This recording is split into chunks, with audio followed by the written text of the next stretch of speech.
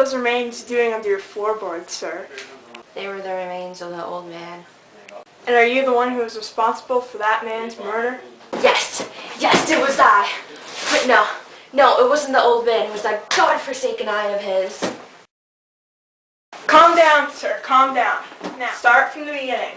What made you murder that man? Nervous. Very, very dreadfully nervous had I been. But will you say I am mad? The disease has sharpened my senses, not dulled or destroyed. Above all was the sense of hearing acute. I heard all things above in the heaven and in the earth. I heard many things in hell. How then am I mad? Hearken how healthily and how calmly I can tell you the story. So you killed this man because of his eye? So this is the point. You fancy me mad?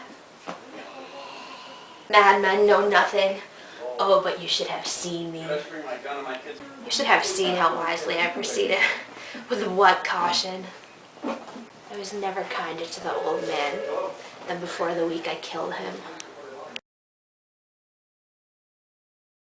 And every night, about midnight, I turned the latch of his door and opened it, oh so gently.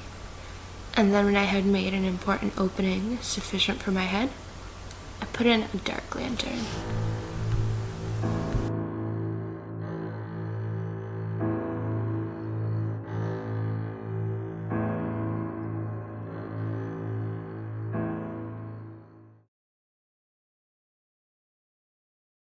Have I not told you what you mistake for madness is just an over-acuteness of senses?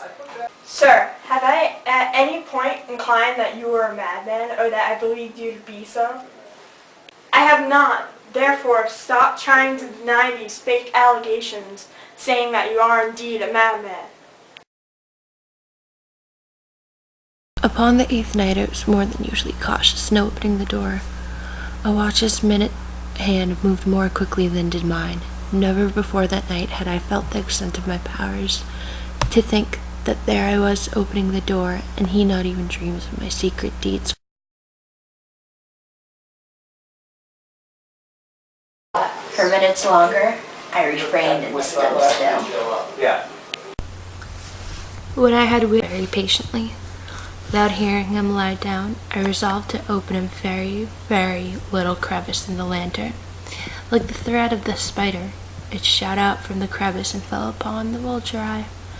It was open wide, open, and I grew furious as I gazed upon it. I say there came to me a low, dull sound.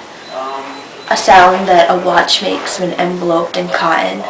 The beating of the old man's heart. But the beating grew louder and louder.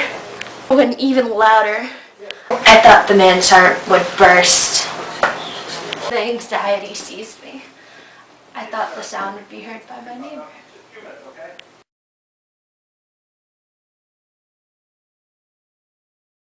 With a loud yell, and leaped into the room. He shrieked once, and only once.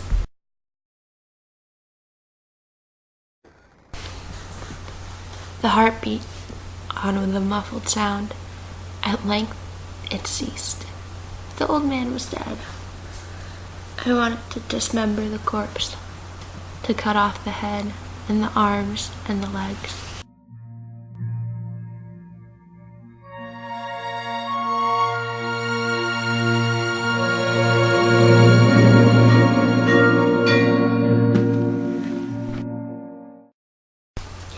Good evening, sir.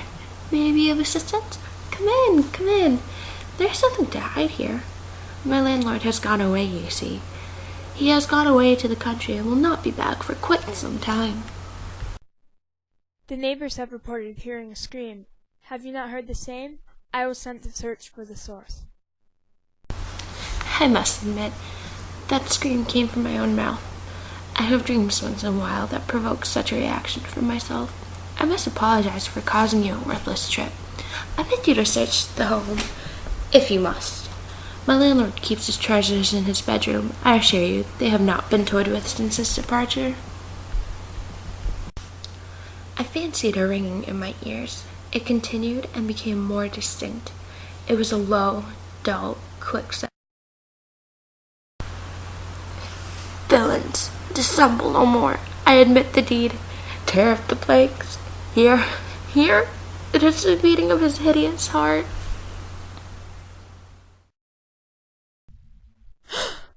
Man, put your hands where I can see them. You are under arrest.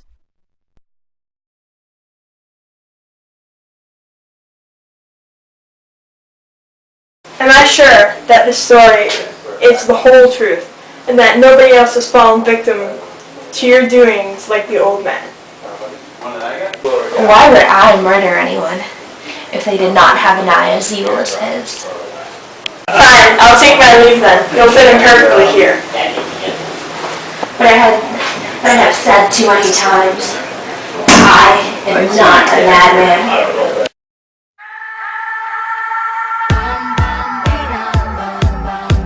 What's wrong with me?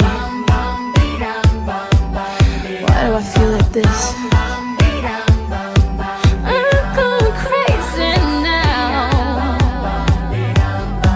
No more gas in the red. Can't even get started. Nothing heard, nothing said. Can't even speak about it. I'm alive, I'm alive.